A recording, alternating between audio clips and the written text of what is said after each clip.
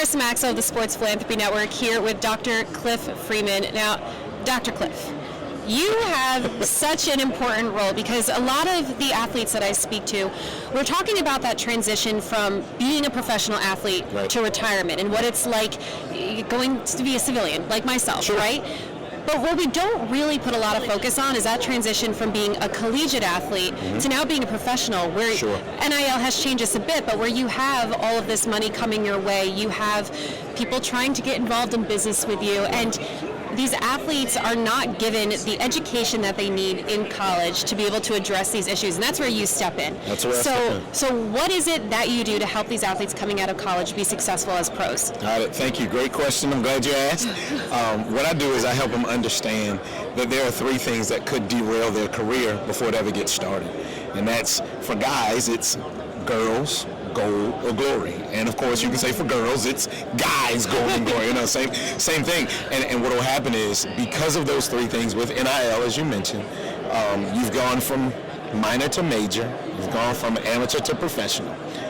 Making the transition is tough, and what we do is we come alongside, sometimes with that team, sometimes from that coach, and sometimes it's just the individual, and we are able to sit down and talk with them like, okay, let's get your mind right.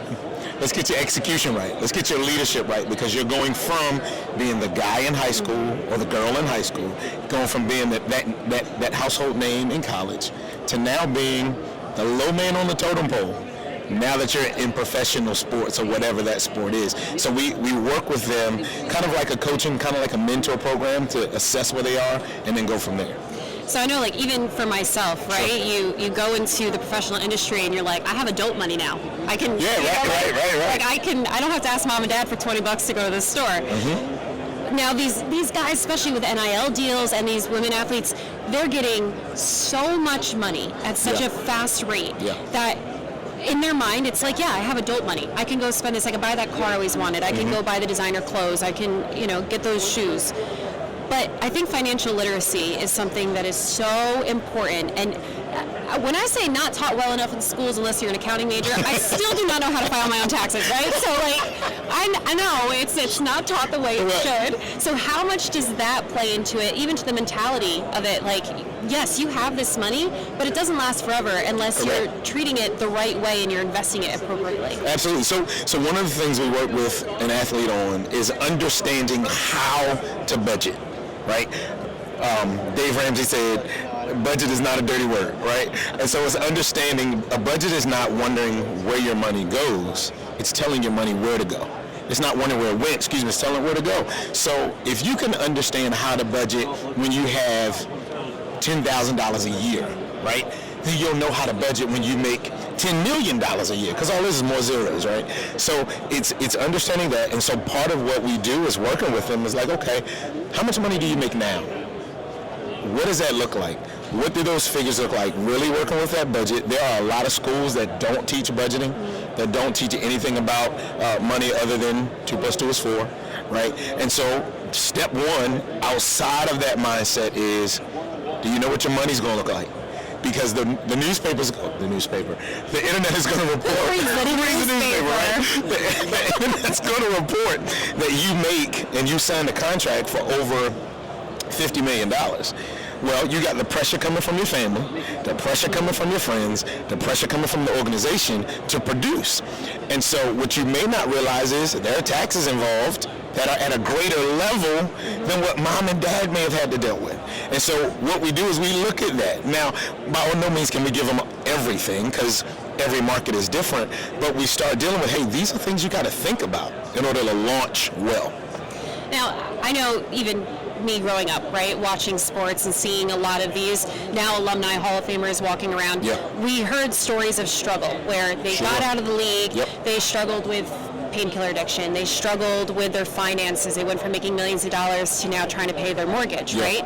So those stories have been very vocalized throughout the years, and now with all this access to the information in newspapers and on the internet, That was a little dig. No, I'm just playing. Have you seen a generational shift with this new generation of athletes coming out where they're a little bit more aware of the risk when you're going on to the bigger stage and then life after football, life after their sport? Is there awareness there that wasn't before? There is an awareness with today's athlete that life is bigger than sports, right? Growing up, I graduated high school in the 90s, so all we knew was there was no internet. Yeah. Well, it was an internet, but it wasn't like very it is now. Slow. Very slow. Right? It was dial-up. So it wasn't like it is now. And so you take your average high school student that knows, yes, I can play this game, or I can just make TikToks and make YouTubes and make mounds of money. I think it really there's an awareness of it, but I really think it really comes back to understanding your purpose. So before you can ever get to the sport, well, if my purpose is to build people in various ways, then okay, then am I doing that through the sport, or should I be doing that through something else? So I think individuals do understand the awareness, but a lot of times they believe they can make it in the big league, so they kind of keep driving down that force. One thing I like to tell guys, look, if you don't have focused, relentless effort that produces excellence, you won't make it. I think there's a lot of great takeaways, not only for professional athletes and collegiate athletes coming out, but just, again, for people like me, for people who are trying to figure it out in the world and not chase the TikTok influencer money, but know, like, what do you do with it? Like, how do you keep your peace, preserve your mental health, and make sure that you're going into life in a professional and a responsible way? So I think there's a lot of really good key lessons to be taken away from this. Absolutely. If you had to think of all of the athletes that you have worked with throughout your career, who's one that comes to mind that really got it, and you looked at him and you're like, I did that. That is my strategy. So I won't mention his name because I didn't tell him I was going to mention his name, but there's a gentleman I know who I helped in high school, right? Went to high school, played the game and realized he had the stuff, right? As it were, and he was on his way down the wrong road and was able to kind of talk to him about, hey, this is before NIL, hey, do you understand what you have on the horizon? When I asked him that question, it made him start thinking. When I asked him this question, in a year from now, you want things to be different, but you did nothing different to get there, how would you feel? It gave him pause. It honestly did. Yeah. It honestly gave him pause. He went to college, he played, and of course he had an opportunity. He didn't get drafted, but he had an opportunity to walk on, right, in his sport.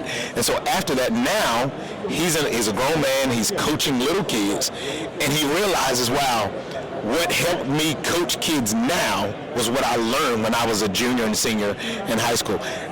He shares with them, you got to have great effort in order to produce excellence. I like to say if you shoot for the moon and miss, you still land amongst the stars. I love that. Well, thank you, Dr. Cliff Freeman, for all the work that you're doing with this next generation of athletes, making sure that they are entering their pro careers or life just with a different sense of responsibility and accountability, and being able to find their own identity outside of the sport that they play. Absolutely. So I know we all appreciate that. Thank you for the work you do, and thank you for joining us here on the Sports Philanthropy Network. Thank you. Thank you for having me. Yeah, of course. It. Thank you. Appreciate it.